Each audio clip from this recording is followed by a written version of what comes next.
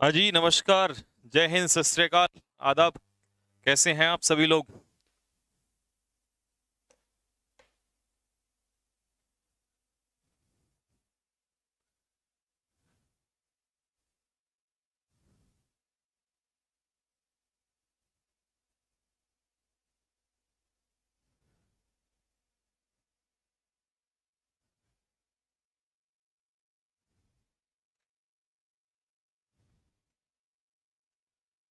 हाँ जी, बहुत मिस किया आपको।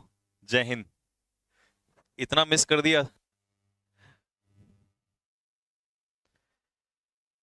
चलो।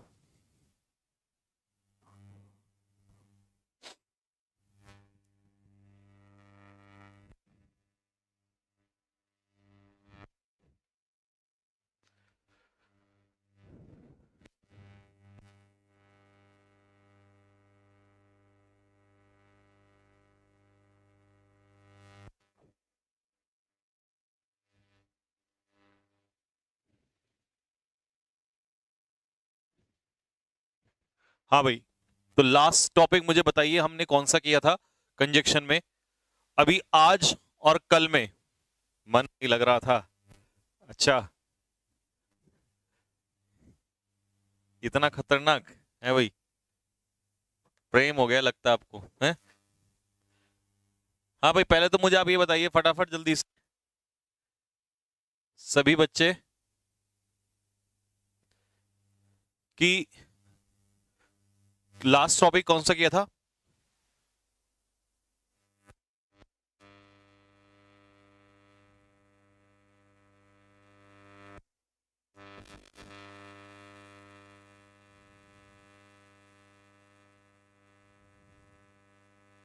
Until versus unless. ठीक है भाई। अनटिल वर्सेस अनलेस मैंने आपको लास्ट में करा दिया था। अब इसके बाद बचे हुए टॉपिक्स जो हैं कंजक्शन के, वो मैं आज आप लोगों को कराऊंगा। ठीक है। और सबसे पहले आगे का रोड मैप कैसा रहेगा, क्या होगा, उसका भी हम लोग जिक्र कर लेंगे आगे की क्लासेस में। ठीक है। और दूसरी चीज, रिवीजन के लिए भी आपको, बिल्कुल, आपको दूसरी जो क्लासेस हैं, जो आपका बहुत सारा काम पहले हुआ करता था, बच्चों को एक शिकायत हो जाती थी कि सर बहुत सारा हो जाता है, हमें रिवीजन का टाइम नहीं मिलता है, और हम दिन भर क्लासेस करते रहते हैं। तो होपफुली दिवाली की छुट्टियां उन बच्चों के लिए बहुत अच्छा टाइम रहा होगा, जिन बच्चों ने खूब दबा के रिवीजन किया होगा, जिन बच्चों ने बहुत सारा रिवीजन लिया है। ठीक है। हाँ जी, देहरादून में ही हूं मैं। देहरादून से क्लास ले रहा हूँ, और कहाँ से लूंगा भाई? ठीक है। तो उन लोगों के लिए काफी अच्छा रहा होगा, है ना? उन बच्चों ने बहुत अच्छे से रिवीजन किया होगा, और अब कितनी भी क्लासेस हो जाएं, कितनी भी मैराथन हो जाएं, उनको प्रॉब्लम नहीं होगी। ठीक है। कोई बात नहीं, वैसे तो 2-4 दिन तो देखो सबके यूज होते ही होते हैं, बट ये है कि कुछ बच्चों ने रिवीजन किया होगा। आप लोगों ने, मैं जानता हूँ कुछ बच्चे आप में से बहुत अच्छे हैं जो रिवीजन, जिनको पता होगा टाइम का, जिन्होंने रिवीजन लिए ले लिया होगा। ठीक है। जिनको मालूम था क्लासेस बैक टू बैक चलेंगी तो थोड़ा सा लग जाएगा। ठीक है। ताकि प्रॉब्लम ना हो, तो उन लोगों ने कर लिया होगा। चलो, तो कोई बात नहीं। अभी हमारा शेड्यूल क्या है? शेड्यूल तो खैर वैसा ही है, टाइमिंग को लेकर तो वही है। बस थोड़े बहुत जो चेंजेस होंगे वो समय को लेकर हल्के फुल्के वैसा हो सकता है कि क्लासेस की लेंथ बढ़ सकती है। ठीक है। उस तरीके का जो कुछ भी होगा वो आपको अपडेट होता रहेगा। और हाँ, आ, एक चीज और, मैं अपना, मेरा एक इंस्टाग्राम है। ठीक है। उस इंस्टाग्राम को आप ज्वाइन कर लेंगे, उस इंस्टाग्राम पे ऐड हो जाएंगे अगर आप इंस्टाग्राम चलाते हैं तो, क्योंकि आने वाले टाइम पे मैं जो कुछ भी अपडेट्स वगैरह है वो इंस्टाग्राम पे ही डाला करूंगा। ठीक है। तो इस चीज का थोड़ा सा ध्यान रखें। ठीक है। इंस्टाग्राम वगैरह इंस्टाग्राम पे ही डाला करूंगा, क्योंकि कोई अपडेट वगैरह अगर एक्स्ट्रा होगी तो मैं वहां डाल दिया करूंगा। वैसे तो आपको यहाँ तो मिल ही जाएगी। जो इंस्टाग्राम नहीं चलाते हैं, कोई दिक्कत नहीं है। ठीक। वैसे ना ही चलाएं, अगर जो बच्चे नहीं चलाते हैं तो उनको तो मैं ये कहूंगा कि अच्छा है नहीं चलाओ आप लोग। ठीक है।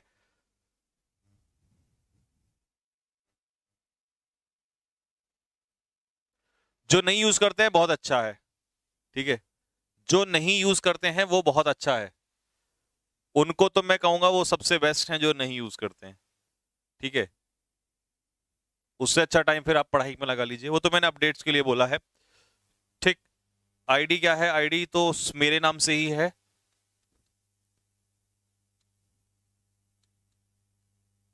ठीक है, मेरे नाम से ही आईडी है, ठीक है। तो वहीं पर जो कुछ अपडेट कभी कभी हुआ करेगी वो मैं डाल दिया करूंगा।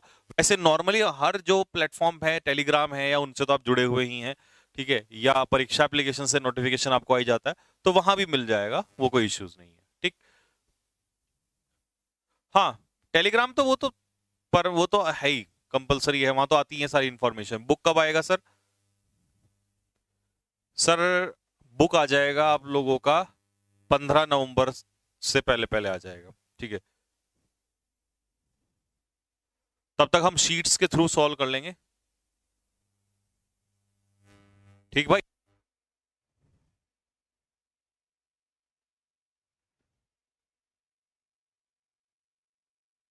बुक के लिए अब मैं बहुत तेज, मैंने काफी काम किया है दिवाली की छुट्टियों में बुक के ऊपर।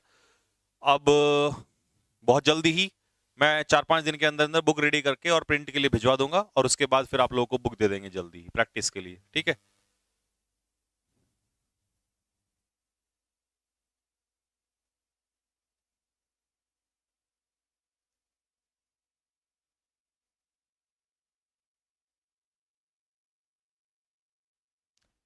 सर पहले ग्रामर कंप्लीट करा दो। हाँ हाँ हाँ, ठीक है। ग्रामर नहीं, वोकेबलरी भी अब लेके चलेंगे, ठीक है। ग्रामर नहीं, वोकेबलरी भी साथ के साथ लेके चलेंगे, ठीक है।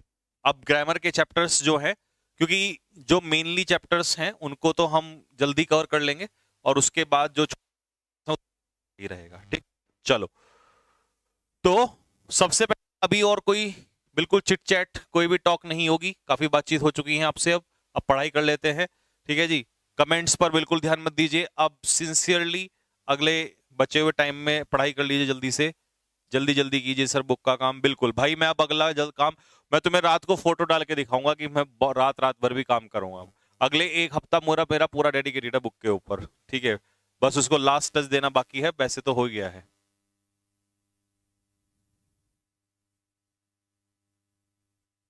ठीक भाई, हाँ जी, बहुत टाइम वेस्ट हो गया है पढ़ाई, चलिए। सही कह रहा हो बच्चा। चलिए सर, परीक्षा एप्लीकेशन वाले इनके जल्दी से लगा दीजिए फटाफट, नहीं तो इनके कमेंट्स मेरे को दिखते रहेंगे और फिर मुझे बार बार रिप्लाई करना पड़ेगा, ठीक है। पारस चौहान बेटे, कल से हम वोकेबलरी लेके चल रहे हैं। आज और कल में हम इनको बंद कर, सॉरी, इस चैप्टर को खत्म कर रहे हैं, इस चैप्टर को हम खत्म कर रहे हैं कंजक्शन को, और इसके बाद सीधा हम लोग वोकेबलरी लेके चल रहे हैं, ठीक है।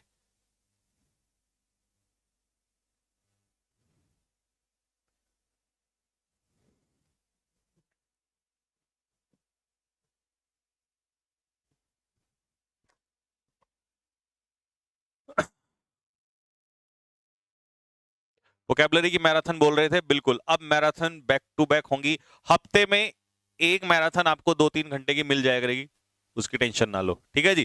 चलिए, अच्छा हो गया शांत, चलो आ जाओ जरा, स्टार्ट करते हैं। प्यारे बच्चों, आज का हमारा पहला कंजक्शन है इफ, इन केस, सपोजिंग, ठीक है। इन कंजक्शन का इस्तेमाल होता है, why these conjunctions are used, क्या है इनको यूज करने का कारण। पहला, these are the conjunctions that show condition, ये लाइन बहुत इंपॉर्टेंट है। ये वो कंजक्शन है जो क्या शो करते हैं, कंडीशन शो करते हैं जी। क्या शो करते हैं, कंडीशन। मतलब जब इन कंजक्शन का इस्तेमाल किया जाता है तो जो दो क्लॉज हमें मिलते हैं उनमें से एक क्लॉज में कंडीशन होती है और एक क्लॉज में होता है उस कंडीशन का रिजल्ट। एक क्लॉज में होती है कंडीशन और एक क्लॉज में होता है उस कंडीशन का दिया हुआ रिजल्ट। एक क्लॉज में कंडीशन, क्लॉज में होता है रिजल्ट, ये काम होता है, ठीक है जी। चलिए, इफ, इन केस, सपोजिंग, तीनों का एक ही मतलब है, आप कोई एक दूसरे से रिप्लेस कर सकते हो, ठीक। टू ऑफ दीज कंजक्शंस, ऐसा लगा लेंगे, are not used with each other, इनमें से कोई भी दो एक साथ यूज नहीं हो सकते, कोई भी दो कंजक्शन को एक साथ नहीं यूज कर सकते। ऐसा सकता कि इफ, इन केस या सपोजिंग इफ आप एक साथ यूज कर सकते हैं, नहीं हो सकता, पेपर में आ चुका इसके ऊपर, ठीक। These conjunctions do not have any correlative conjunction, इनका कोई कोरिलेटिव नहीं है। सर ये कोरिलेटिव क्या है, तो सुनो कोरिलेटिव का मतलब, जैसे नॉट ओनली हम लगाते हैं तो हमें पता है कि जहां नॉट ओनली है वहां कहीं ना कहीं हम एकदम ढूंढने लगते हैं। नॉट ओनली का पीछे का पेयर किससे ढूंढते हैं? But also say. ढूंढते हैं कि नहीं ढूंढते हैं? ढूंढते हैं ना, बिल्कुल। तो इसका मतलब है कि इसका पेयर किससे बना है? बट ऑल्सो से बना है। तो नॉट ओनली का कोरिलेटिव कौन है? But also. नॉट ओनली का कोरिलेटिव कौन है? बट ऑल्सो है। तो ऐसे ही इफ इनके सपोजिंग का कोई कोरिलेटिव नहीं होता, इनका किसी से पेयर नहीं बनाया जाता, इस चीज को आप स्पेशल अपना ध्यान रखेंगे। ठीक है, चलो अब मैं आपको एग्जांपल से दिखाता हूं। पहला example, if you are industrious. अब देखो कंडीशन आ गई ना, इफ वाले क्लॉज में क्या आ गई कंडीशन? यदि तुम मेहनती बन जाओगे, you will pass the exam, तुम एग्जाम को पास कर लोगे। तो ये क्या आ गया आपके पास? रिजल्ट। और ये क्या आ गई आपके पास? कंडीशन। एक क्लॉज में आ गई कंडीशन और दूसरे में क्या आ गया? रिजल्ट। फिर अगला कंजक्शन है, अगला sentence, supposing if you get selected this year. मान लो कि तुम इस साल क्या हो जाओ? सेलेक्ट हो जाओ। What will you do? तो तुम क्या करोगे? अगर मान लो आपका सिलेक्शन हो जाए, फिर आप क्या करोगे? हैं? बोला सर शादी कर लेंगे तुरंत। है भाई ऐसा या कुछ और? अब तुम्हारे हमने मुंह भी बंद किए हुए हैं तो कमेंट भी नहीं सही है वैसे, कर है ना। Supposing if you get selected this year. तो देखो दो क्लॉज हैं। अब एक गलती क्या है कि इसमें हमें सपोजिंग और इफ दिया हुआ एक साथ, तो दोनों एक साथ नहीं आ सकते। अब या तो इफ हटा दो, वैसे मैंने यहां लिखा है remove if, you can remove supposing, कोई सा भी हटा सकते हो, दोनों में से कोई सा भी हटा सकते हो। ठीक है, नेक्स्ट। और भैया ये चीज पेपर में आती ही आती है, 100% आती है, 100% आती है, एक मीटिंग में जरूर मिल जाएगी आपको। अब देखो, in case it will rains, ध्यान से सुनना, ये आ गया हमारा कंजक्शन इन केस, आ गया conjunction in case. In case conjunction मुझे दिया हुआ है, फिर मुझे यहां पर एक क्लॉज दिया है, और फिर इसके बाद एक ये क्लॉज दिया है। तो ये C2 मान लिया, ये C1 मान लिया। जिस क्लॉज में कंजक्शन जुड़ा होता है उसी क्लॉज में हमेशा कंडीशन होती है। ये भी बताया आपको कि जिस क्लॉज के साथ कंजक्शन जुड़ा होता है कंडीशन उसी में होती है, दूसरे में रिजल्ट होता है। और कंडीशन वाले क्लॉज में फ्यूचर टेंस कभी नहीं आता है। ये क्वेश्चन बहुत इंपॉर्टेंट है। कंडीशन जिस क्लॉज में होती है उस फ्यूचर नहीं आता, तो यहां से विल हट जाएगा और इट के साथ आ जाएगा rain. In case it rains, यदि बारिश होती है। ठीक है साहब, इन केस इट रेन्स, तो रिमूव विल, ये हटा दिया। फिर नीचे दिया है, in case of heavy rainfall the crops will get damage. अगर भारी बारिश हुई, अगर भारी बारिश हुई तो फसलें जो है बर्बाद हो जाएंगी, डैमेज हो जाएंगी। ध्यान से सुनना। सर मुझे आप ये बताओ, यहां लिखा है इन केस और यहां लिखा है इन, दोनों में क्या डिफरेंस होता है? तो डिफरेंस ये होता है बच्चों, केस जो है ये कंजक्शन होता है, और इन केस ऑफ जो है ये प्रेपोजिशन होती है। क्या होती है? इन केस जो होता है वो कंजक्शन होता है, और इन केस ऑफ, ऑफ लग गया ना यहाँ पे, ऑफ लगते ही ये क्या हो जाती है? प्रेपोजिशन हो जाती है। इन केस एक कंजक्शन है और इन केस ऑफ एक प्रेपोजिशन है। एक है कंजक्शन और एक है प्रेपोजिशन। तो आपको दोनों में फर्क समझ में आ गया होगा। सर ये तो हमें पता चल गया, सर पेपर में क्या होगा इससे? मतलब पेपर में क्वेश्चन क्या कैसा आता है, क्या डिफरेंस है इनका, समझो। इन केस कंजक्शन है तो ये अपने पीछे लेता है क्लॉज। क्या लेता है?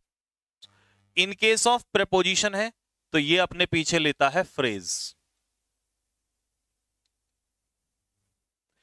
इसके पीछे क्लॉज आएगा, इसके पीछे क्लॉज नहीं आएगा।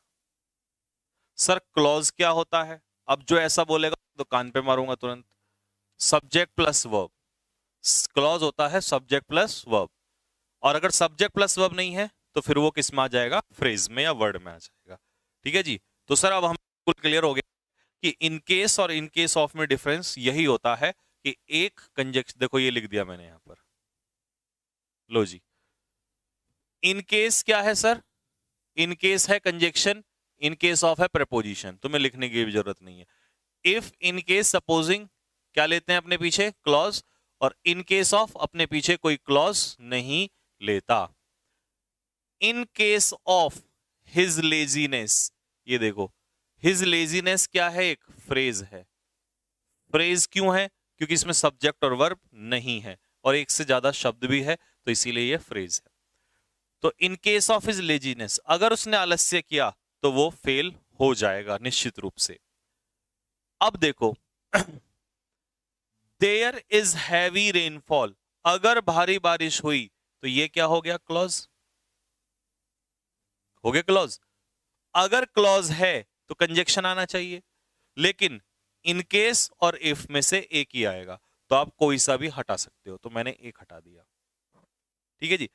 एक क्वेश्चन ये है कि क्या यहां पर इन केस ऑफ आ सकता है? नहीं, क्योंकि आगे क्या दिया हुआ है? क्लॉज दिया हुआ है। क्या दिया हुआ है सब? क्लॉज। ठीक है सब, क्लॉज दिया हुआ है, तो इसीलिए जब यहां क्लॉज दिया है तो यहां इन केस ऑफ नहीं आएगा। चलो जी, ये तो हो गया हमारा सपोजिंग, इफ, इन केस और इन केस ऑफ प्रपोजिशन होती है। ठीक है, अगला है हमारा as soon as. As soon as कर लिया था हमने, एज सुन एज नहीं हुआ। ठीक, देखिए बच्चों, एज सुन एज का क्या मतलब है? एज सुन एज का मतलब होता है it means at the same moment या एट द मोमेंट दैट, जैसे ही वैसे ही। जैसे ही एक क्लॉज में काम हुआ वैसे ही दूसरे में काम होगा। ठीक है, जैसे ही वैसे ही, जैसे ही यहां पर एक्शन परफॉर्म होगा वैसे ही तुरंत एक्शन इधर परफॉर्म होगा। ठीक है जी। दूसरी बात, नो सूनर और एज सुन एज का मीनिंग सेम है, बट नो सूनर से जब सेंटेंस शुरू होता है तो याद करो उसमें हेल्पिंग वर्ब पहले आती है, सब्जेक्ट बाद में आता है, फिर मेन वर्ब आती है और बन के तैयार होता है क्लॉज इन्वर्जन के साथ, हेल्पिंग वर्ब पहले। और उसका कंपलसरी होता है कि वहां पर हमने उसका पेयर क्या लगाना होता है? देन लगाना होता है। लेकिन यहां कोई पेयर नहीं, एज सुन एज का कोई पेयर नहीं होता है। अगर एक क्लॉज में प्रेजेंट इंडेफिनिट है तो दूसरे में भी प्रेजेंट इंडेफिनिट, एक में पास्ट इंडेफिनिट तो दूसरे में भी पास्ट इंडेफिनिट, तो दोनों सेम हो गए यहां तो। ठीक है, डन। बट जब हम आते हैं तीसरे की बात, फ्यूचर में, तो फ्यूचर में हम दोनों में फ्यूचर फ्यूचर नहीं इस्तेमाल करेंगे। देख रहे हो, यहां प्रेजेंट इंडेफिनिट है और दूसरे में क्या है? Future indefinite.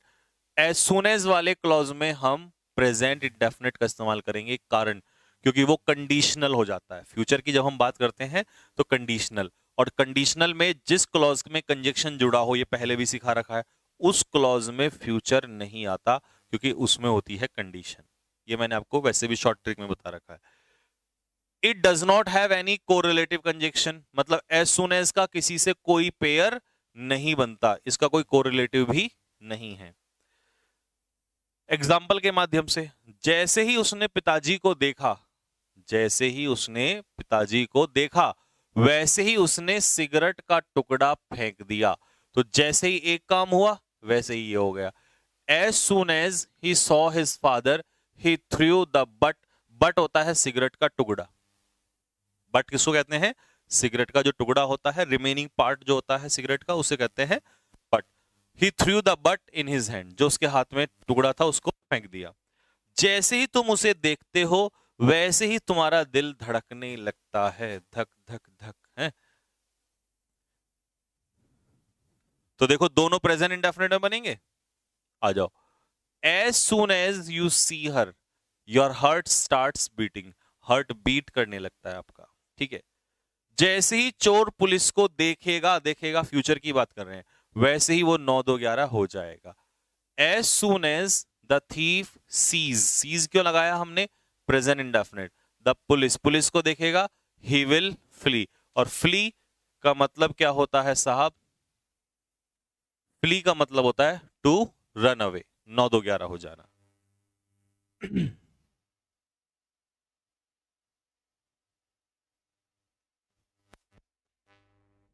ठीक है जी।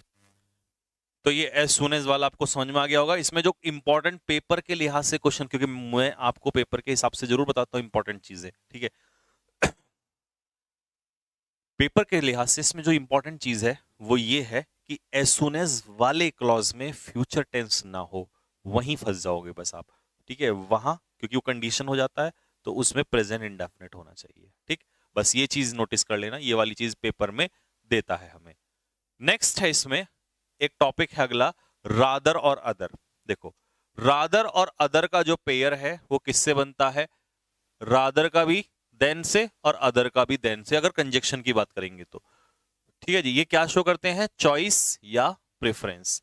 और एल्स का पेयर किससे बनता है? बट से, बट जिसका मतलब होता है एक्सेप्ट, एक्सेप्ट मतलब छोड़कर, ठीक है। Example, it is nothing else, ये कुछ नहीं है। अब एल्स है तो यहां पर क्या आ जाएगा? But a trick being played upon you, ये मात्र एक चाल है जो तुम्हारे ऊपर चली गई है, उसके अलावा कुछ नहीं है। ही वुड रादर स्टडी, वो पढ़ना पसंद करेगा, देन किसकी अपेक्षा? खेलने की अपेक्षा। तो देखो, इसकी अपेक्षा ये काम करना पसंद करेगा, तो मैंने प्रेफरेंस चॉइस कहा था ना, तो इसकी अपेक्षा ये काम पसंद करेगा। नथिंग एल्स बट, उसकी एरोगेंस ने उसको बर्बाद किया, बाकी किसी चीज ने उसको बर्बाद नहीं किया। आई कैन डू एनीथिंग, मैं कुछ भी कर सकता हूं, अदर देन, अदर के पीछे देन, अदर के पीछे then, work in this company, इस कंपनी में काम करने के अलावा मैं बाकी कुछ भी कर सकता हूं। तो यहां पर इस वाले में जो क्वेश्चन पेपर में अगर आता है तो क्या आ सकता है? वो यही आता है कि इनका पेयर पूछ लेता है किससे बनेगा, बाकी और इसमें कुछ नहीं आता है, ठीक है। इंपॉर्टेंट क्यों है वो मैं इसलिए बता रहा हूं क्योंकि हमें ना ये चीज जरूर पता होनी चाहिए कि वो एग्जाम के लिहाज से क्या चीज इंपॉर्टेंट है। नहीं तो फिर होता क्या है कि हम पढ़ तो इतना सारा लेते हैं और हमारे एग्जाम में वहां कुछ नहीं मिलता हमने, ठीक है। व्हेन वर्सेस वाइल, व्हेन और वाइल में क्या डिफरेंस है? व्हेन का इस्तेमाल जब हम करते हैं बच्चों, तो व्हेन का इस्तेमाल होता है एज, उम्र के लिए, टाइम, समय के लिए, और इंटरप्टेड एक्शन। इस इंटरप्टेड एक्शन का मतलब है जब कोई काम चल रहा हो और अचानक से बीच में कोई दूसरा काम हो जाए, उस चीज को शो करने के लिए, ठीक है। कैसे बताता हूं, देखो। अच्छा, वाइल कब यूज होता है? It means as long as, as long as मतलब जब तक। ये मीनिंग देने के लिए हमें किसका इस्तेमाल करते हैं? वाइल का इस्तेमाल करते हैं। इट शोज कंटिन्यूअस एक्शन, ये क्या शो करता है? कॉन्टिन्यूअस एक्शन यानी कि duration. It joins to opposite, ये इंपॉर्टेंट है। अपोजिट क्लॉज को, अपोजिट का मतलब जिसमें दो बातें विपरीत हों, दो चीजें अपोजिट जा रही हो एक दूसरे के। जब मैं एक बच्चा था तो मैं फुटबॉल खेला करता था, बताओ फटाफट, अपने मन में एज्यूम करो कि क्या आएगा, व्हेन या वाइल। जब मैं एक बच्चा था, तो एज की बात कर रहा है, ठीक है, जब वो बच्चा था। और एज के लिए हम क्या लगाते हैं? एज के लिए लगाते हैं व्हेन। 10 बजे थे जब वो ऑफिस आई, यानी कि टाइम की बात कर रहा है, और टाइम की मेरे भाई बात कर रहा है, तो यहां पर आंसर क्या हो जाएगा आपका? व्हेन।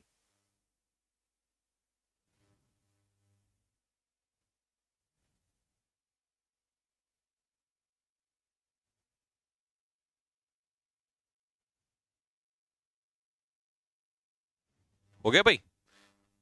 नेक्स्ट, चलो दोनों एग्जाम्पल हो गए। अब देखो आगे। आई वॉज प्रिपेयरिंग ब्रेकफास्ट, मैं ब्रेकफास्ट बना रहा था जब अचानक से किसी ने दरवाजा खटखटाया। तो देखो, एक काम है जो कंटिन्यूटी में था, ये काम चल रहा था, अचानक से उसी समय कोई एक्शन हो जाता है, इंटरप्टेड एक्शन। भाई आप देखिए ना, खाना बनाने का काम तो प्रोसेस में चल रहा है, तो बीच में क्या एकदम से हुआ?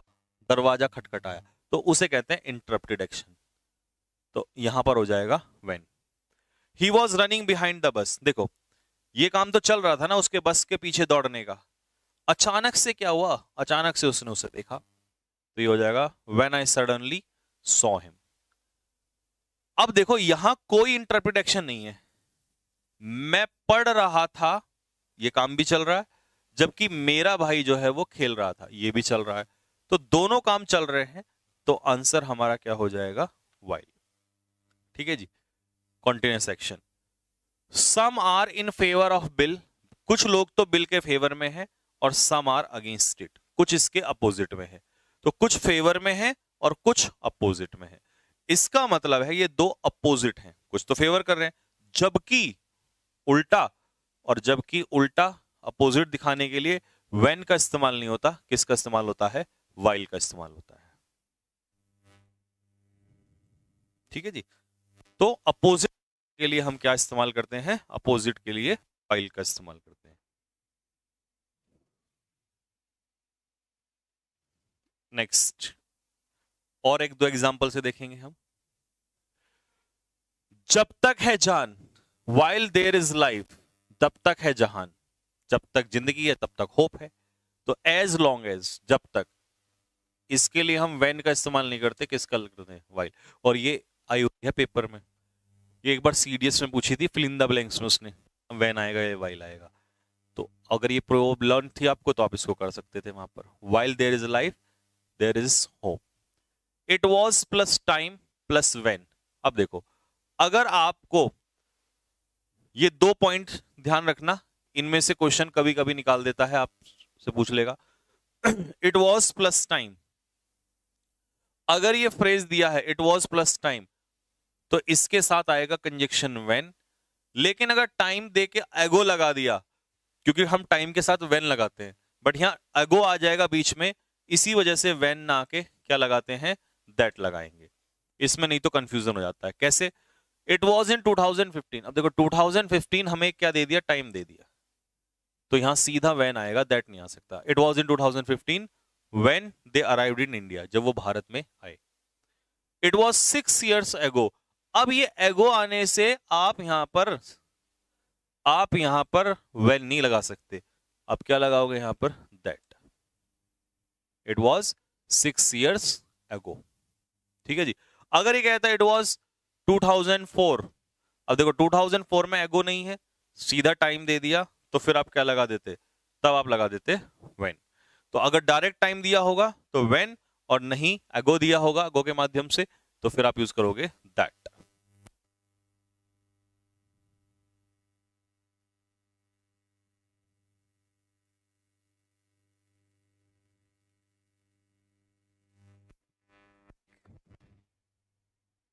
चलिए,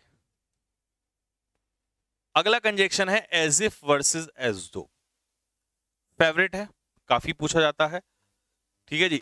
एज इफ एज दो एक झटके में क्लियर हो जाएगा। एज इफ एज दो का मतलब है मानो की। मानो की का मतलब है आप किसी चीज को मान रहे हैं, एज्यूम कर रहे हैं। और जब हम किसी चीज को एज्यूम करते हैं तो वो अनरियल होता है। क्या होता है? अनरियल। और अनरियल अनरियल कंडीशन शो करता है। और अनरियल कंडीशन शो करने का मतलब है कि इसमें एक ही चीज एग्जाम में पूछेगा, ध्यान से सुनना, मैं आपको हिंट देता हूं।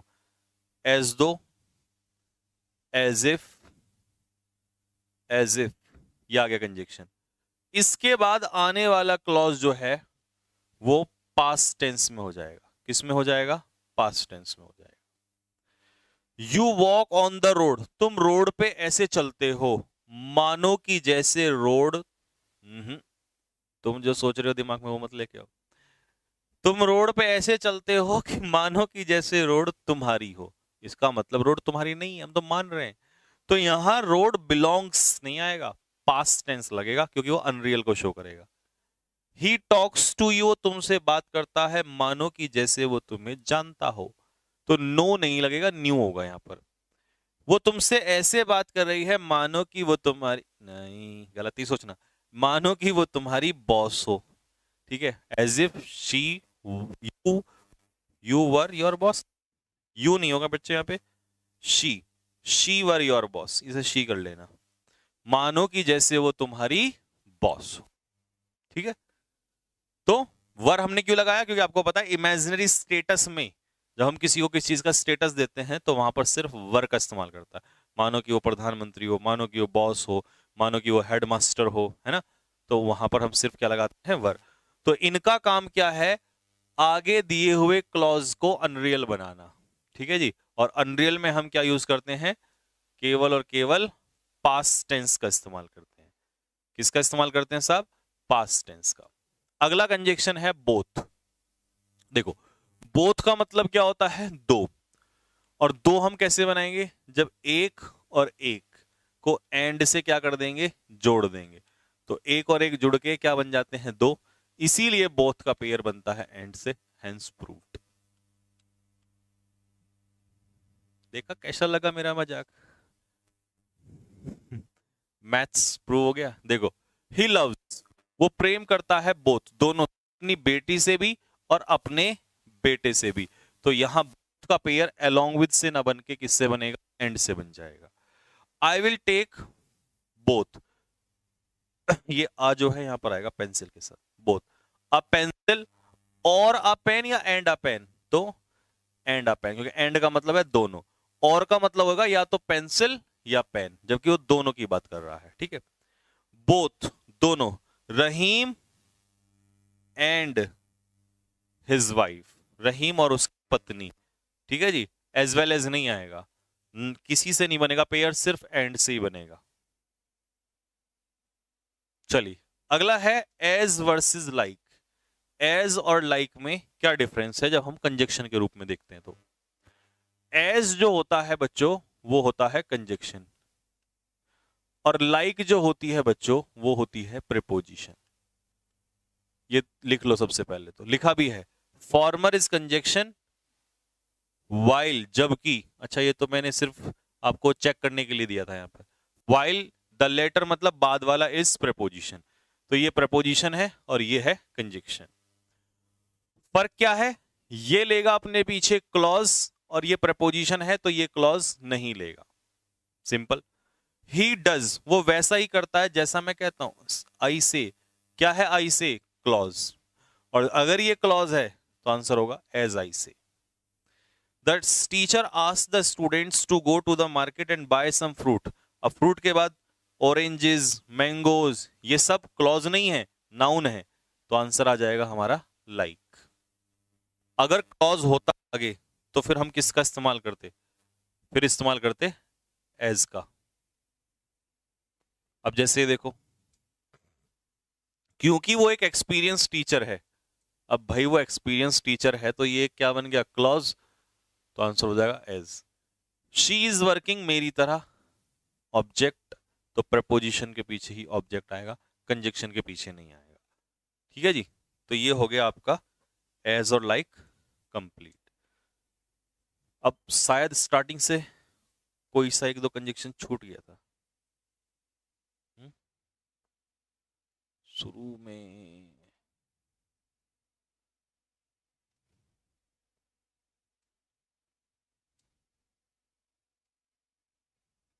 लेस छूट तो करा दिया था, ऑल दो येट भी हो गया, ऑल दो येट हो गया, नो सूनर हो गया,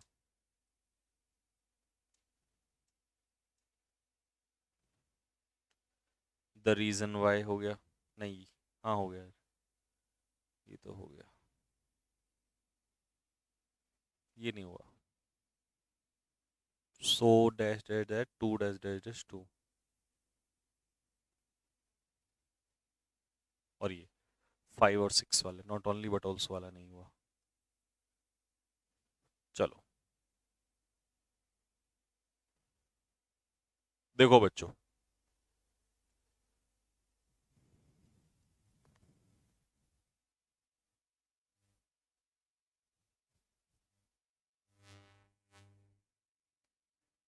देखो भाई अब ये दो बचे हैं लास्ट में, दोनों ही इंपॉर्टेंट है, ध्यान से देखना। सो का पेयर जब हम दैट से बनाते हैं, मैं यहां लिख लेता हूं साइड में, जब हम सो का पेयर दैट से बनाते हैं और बीच में हम किसी एडजेक्टिव का इस्तेमाल करते हैं, तो सबसे पहले तो वो एडजेक्टिव पॉजिटिव डिग्री का होना चाहिए, पॉजिटिव कंपैरेटिव सुपरलेटिव, जैसे टॉल पॉजिटिव डिग्री है, टॉलर कंपैरेटिव है, और टॉलेस्ट सुपरलेटिव है, तो ये ER और EST वाली नहीं होनी चाहिए, पॉजिटिव डिग्री होना चाहिए। ऐसे ही टू, और इधर ले लेता हूं टू, इसके बीच में भी पॉजिटिव डिग्री का ही एडजेक्टिव होना चाहिए। अब मुद्दा खड़ा ये होता है कि हम इनके बीच में एडजेक्टिव डालते क्यों हैं। उसका जवाब देगी आपको ये line, these conjunctions are use to emphasize the quality of a person. किसी व्यक्ति की क्वालिटी को क्या करने के लिए, एम्फेसाइज करने के लिए। क्या करने के लिए, एम्फेसाइज करने के लिए। जैसे मैं आपको एग्जांपल देता हूं, सी is so tall that.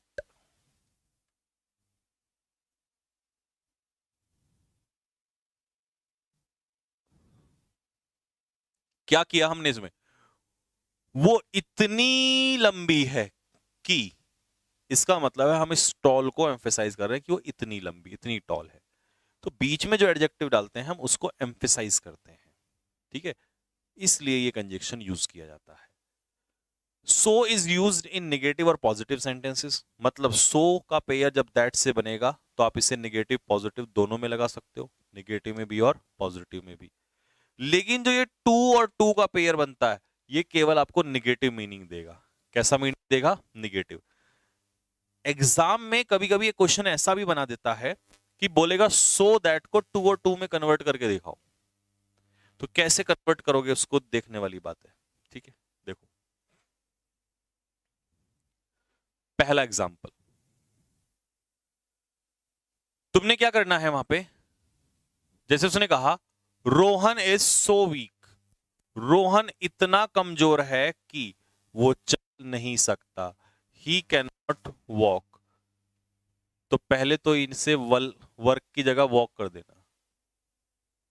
Work नहीं है बच्चों, वो क्या है, वॉक है।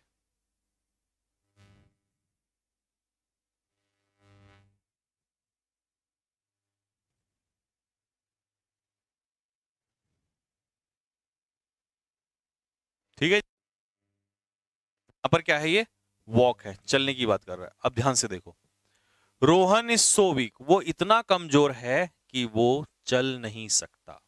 इसे टू और टू में कैसे बदलेंगे, Rohan is too weak to walk. तो हमने क्या किया, हमने सो की जगह तो लगा दिया too, adjective as it is रख दिया। यहां दैट था तो दैट की जगह लगा दिया टू, ये वाला टू, ठीक है। और सीधा सब्जेक्ट प्लस हेल्पिंग वर्ब हटा के हमने सीधा क्या उठा लिया यहां से, main verb. Two plus verb की फर्स्ट फॉर्म। अब मैं आपको एक सेंटेंस और बना के दिखाऊंगा ऐसा, the inspector is so honest. Inspector is so honest, यहां तक बिल्कुल सेम है, आप देख रहे हो। The inspector is too honest, adjective तो एज इट इज आ जाएगा नीचे, ठीक है। अब यहां दैट की जगह आपने क्या कर दिया, टू लगा दिया, और सब कुछ हटा के सीधा क्या उतार दिया, मेन वर्ब उतार दिया। ये आपको काम करना होता है, ठीक है जी। तीन चीज करनी है, सो की जगह टू, दैट की जगह टू, ठीक है, और सीधा क्या उठानी है, मेन वर्ब आपको उठा के भाई मेरे रख देनी है, ठीक। एग्जाम्पल एक और लेंगे अभी, एक क्या कई सारे एग्जाम्पल लेंगे।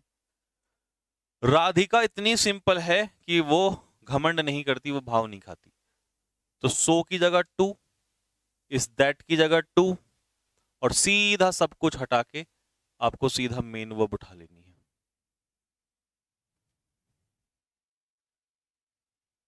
This watch is so expensive, देखो सो की जगह टू, दैट की जगह टू। अब सीधा हमने बाय ना उठा के यहां पर टू बी बॉट क्यों किया, क्योंकि आप सोच रहे होंगे टू बाय होना चाहिए था, क्योंकि ये पैसिव है, ठीक है जी। उठाना तो बाय ही था, लेकिन वॉच घड़ी किसी के द्वारा खरीदी जाएगी, और द्वारा में क्या लगता है, पैसिव। तो यहां टू प्लस वी वन ना होके to plus be plus verb की थर्ड फॉर्म हो गई, यानी कि पैसिव वॉइस। पैसिव वॉइस का एक सेंटेंस और मैं आपको दिखाऊंगा अभी, पजल वाला। क्या है, पजल इतनी कठिन थी कि कोई भी उसे सॉल्व नहीं कर पाया।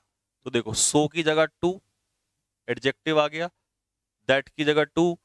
अब देखो यहां पर टू के बाद वी वन आना था, लेकिन हमने सीधा ये हटा के मेन वर्ब टू सॉल्व ना लेके टू बी सॉल्व कर दिया। क्यों किया, क्यों किया टू बी सॉल्व, भाई मेरे इसलिए किया क्योंकि पजल किसी के द्वारा सॉल्व होती है, खुद से थोड़ी से सॉल्व करते हैं हम इसको।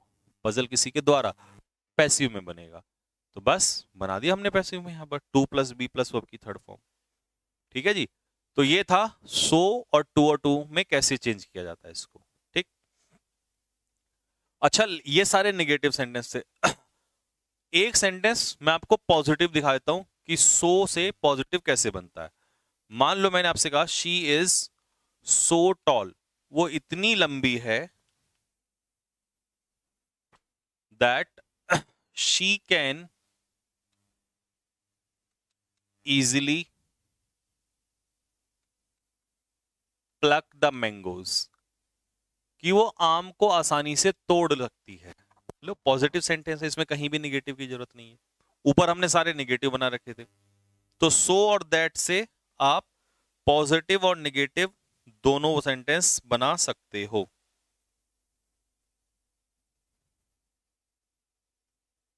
ठीक है जी।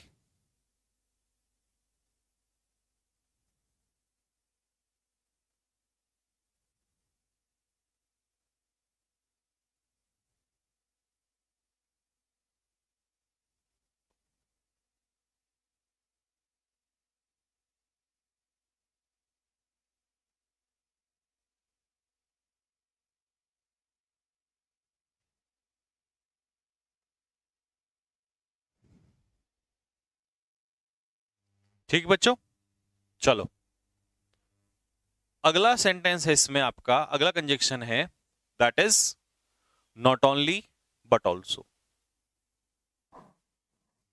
Now just come to the point. Not only but also, आप देख रहे हो तीन कंजक्शन एक साथ चल रहे हैं इसमें। नॉट ओनली का pair but also say, neither का पेयर नॉर से, और आइदर का पेयर और से।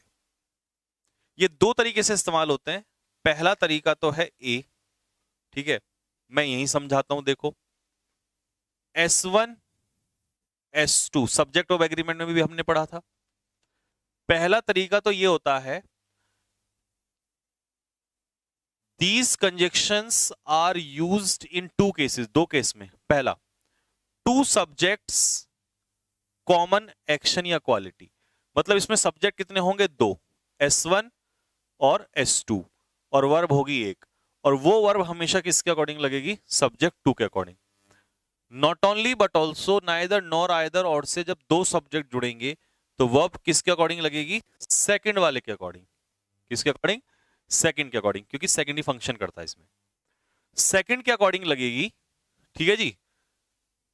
तो वो आपसे क्या पूछेगा, वर्ब पूछेगा बस। पहले केस में क्या पूछेगा कि वर्ब किसके अकॉर्डिंग लगाऊं, तो आप लगा दोगे सेकंड वाले के अकॉर्डिंग। तो इसमें तो कोई बड़ी दिक्कत नहीं है, ये तो हमने सब्जेक्ट ऑफ एग्रीमेंट में भी पढ़ा था। ठीक है, ये तो आसान है। Not only subject one, subject two, और आगे क्या है, वर्ब, और ये वर्ब किसके अकॉर्डिंग लग जाएगी, सब्जेक्ट टू के अकॉर्डिंग। ऐसे ही नाइदर नॉर में सब्जेक्ट टू, और सब्जेक्ट टू के अकॉर्डिंग हम क्या लगा देंगे, वर्ब लगा देंगे। ठीक है, एक बार रिवीजन हो गया आपका और इसमें अच्छे से। फिर है आइदर और, देखो आइदर और में सब्जेक्ट वन, सब्जेक्ट टू, और सब्जेक्ट टू के अकॉर्डिंग हम क्या लगा देंगे, वर्ब। जैसे not only India but also is neighbouring countries, अब कंट्रीज है प्लूरल, तो आंसर हो जाएगा are. Not only the students but also the teacher, teacher के अकॉर्डिंग आंसर हो जाएगा वॉज। तो ये तो हमें सब्जेक्ट और वर्ब एग्रीमेंट की याद आ गई यहां पर। Not only you but also I, अब इसमें not only you but also I, तो आई के अकॉर्डिंग क्या हो जाएगा, एम हो जाएगा। ठीक है, नेक्स्ट, आइदर द टीचर्स और द प्रिंसिपल, तो इसमें प्रिंसिपल के अकॉर्डिंग हम क्या लगा देंगे, is. Neither Madan nor is friends, और फ्रेंड्स के अकॉर्डिंग हम क्या लगा देंगे, हैव। ठीक है जी, तो ये वाला तो आपको क्लियर हो गया होगा। अब दूसरा जो है ना, यहां लिखा नहीं है, एग्जाम्पल है सीधे, लेकिन इसको एक नाम दिया गया है, मल्टीप्लीकेशन मेथड। तो ये मल्टीप्लीकेशन मेथड मैं आपको समझाता हूं, और ये मेथड मैंने इसलिए बनाया क्योंकि ये बच्चों से होता नहीं था और पेपर में आता था।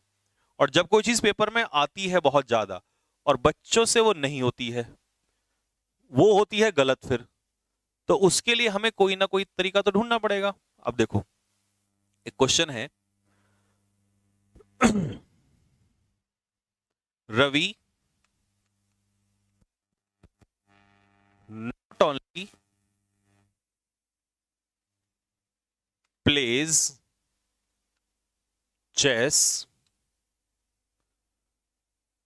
but also football. रवि न केवल चेस खेलता है बल्कि फुटबॉल भी खेलता है। अब हमसे पूछा कि ये सेंटेंस सही है या गलत है, तो हमें ये पता नहीं चला कि सही है गलत है। अगर हमें आता है तो हम कह देंगे कि भाई यहां पर प्ले जो है वो गलत है, ठीक है, प्ले का स्थान यहां पर गलत है। तो हमने प्ले को यहां से हटाया और हमने कहा कि इसको ऐसे लिखो, Ravi plays not only chess but also football. लेकिन हमें ये बात समझ में नहीं है कि हमने इसको यहां से उठा के यहां पर क्यों रखा, ऐसा क्यों हुआ। तो इसके लिए मैं तुम्हें एक काम की बात सिखाता हूं, मल्टीप्लिकेशन मेथड से। देखो आपको क्या करना है, एक पुरानी बात मैथ्स की समझनी है कि ब्रैकेट लगाना तो आपको आता ही होगा। मान लो ये x है और ये y, और मैंने यहां z लिख दिया या a लिख दिया, और मैं कह रहा हूं ये a जो है मुझे x को देना है, ठीक है। किसको देना है? x को देना है। पानी पानी a x दे, तुम्हारी x को नहीं देना है, इस x को देना है, ठीक है। ax को देना है, तो मैं ax को कैसे दे सकता हूं? अगर मैंने a बाहर रखा तो ax को ना मिलके y को भी मिल जाएगा, मतलब नई वाली को भी मिल जाएगा। तो हमने क्या किया, a को यहां से उठा के ये रख दिया, अंदर ले गए। जब हम ब्रैकेट के अंदर लेके गए तो हमने देखा कि ax को मिल गया। हमने a यहां से उठा के बाहर निकाल लिया, बाहर निकाला तो अब a x का भी हो गया और a y का भी हो गया। अब ये दोनों का हो गया। गौर से देखो इस x a को, ये दोनों का हो गया है। इसने कहा नहीं मेरे को तो एक का ही होना है, तो मैं यहां आ गया, ले भाई अब इसका नहीं हो सकता ये, क्योंकि अब ये ब्रैकेट के अंदर है। तो ब्रैकेट के बाहर जो चीज होती है वो सबकी होती है, ठीक है। अब देखो हमने क्या करना है, हमने नॉट ओनली को एक ब्रैकेट मान लेना है और वहीं बट ऑल्सो को एक प्लस मान लेना है, ठीक है। अब देखो नॉट ओनली यानी कि ब्रैकेट के बाहर क्या है, रवि प्लेज, तो रवि प्लेज चेस, और यहीं से बना रवि प्लेज फुटबॉल। रवि ने ही चेस खेली और रवि ने ही फुटबॉल खेला। अब रवि प्लेज की मल्टीप्लाई चेस में करोगे तो रवि प्लेज चेस और रवि प्लेज फुटबॉल, सही है। लेकिन अगर प्लेज में उठा के अंदर ले जाऊं यहां, तो ये प्लेज चेस का हो जाएगा और बाहर केवल रहेगा रवि, तो बनेगा रवि प्लेज चेस, और यहां रवि के साथ सीधा क्या आ जाएगी, फुटबॉल। तो हमें मिस कर दिया प्ले को, तो प्ले हमें दोनों जगह चाहिए, तो इसलिए हम बाहर ले आएंगे। कैसा लगा? ये होता है मल्टीप्लिकेशन मेथड। अब अंदर लाना है या बाहर, ये तुम्हें मल्टीप्लाई से करना, देखना पड़ेगा। मैं एक सेंटेंस लिख रहा हूं, तुम भी कॉपी में लिख के चेक करो। The teacher taught not the students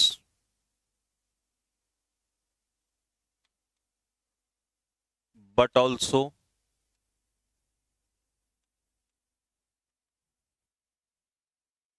motivated them। Paper में इससे अच्छा क्वेश्चन नहीं आ सकता। ब्रैकेट मान लिया, बट ऑल्सो को प्लस मान लिया। अब मल्टीप्लाई करके देखो, द टीचर टॉट की मल्टीप्लाई हमने पहले में की, तो बना the teacher taught the students. फिर हमने द टीचर टॉट की मल्टीप्लाई दूसरे में की, तो यहां गड़बड़ हो गई, क्योंकि द टीचर टॉट मोटिवेटेड दोनों वर्ब आ गई। तो ये टॉट जो है केवल फर्स्ट वाले को चाहिए, और फर्स्ट वाले को चाहिए तो मुझे यहां से उठा के बाहर से अंदर ले जानी पड़ेगी। तो मेरा सही सेंटेंस यहां बनेगा, the teacher not only taught them the student, ना केवल पढ़ाया बट ऑल्सो मोटिवेटेड देम, उन्हें मोटिवेट भी किया।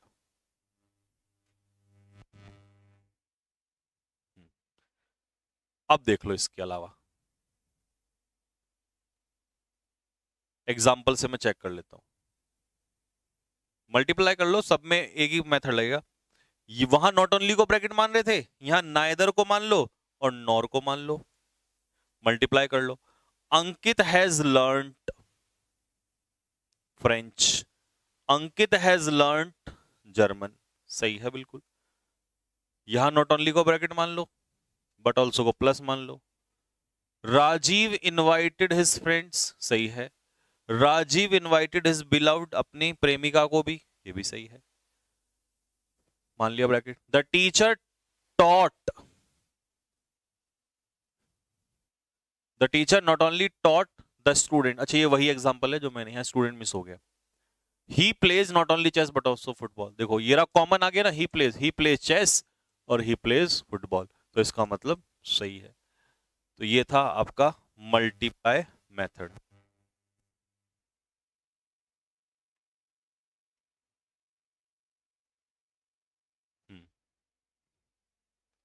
ठीक है भाई।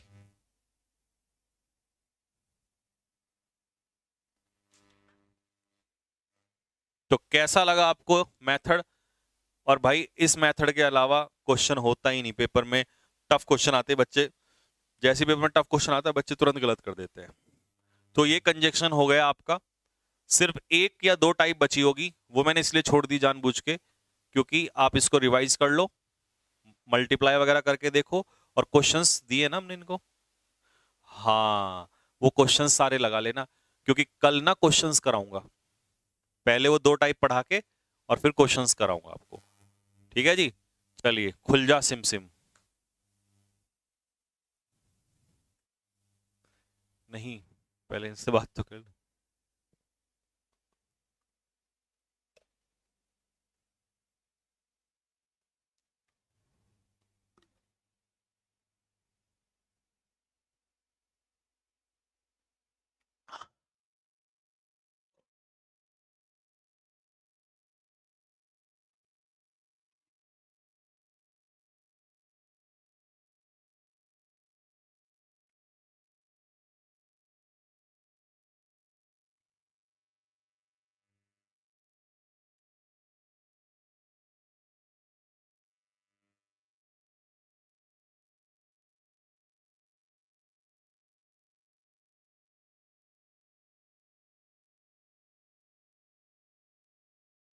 Nice session.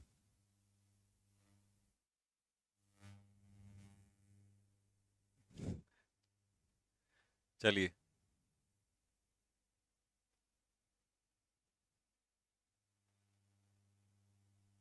क्वेश्चन सेट मिल गया है, मैं आपको फिर से अपलोड करवा देता हूँ, अगर ऐसी बात है मैं चेक करवा लेता हूँ।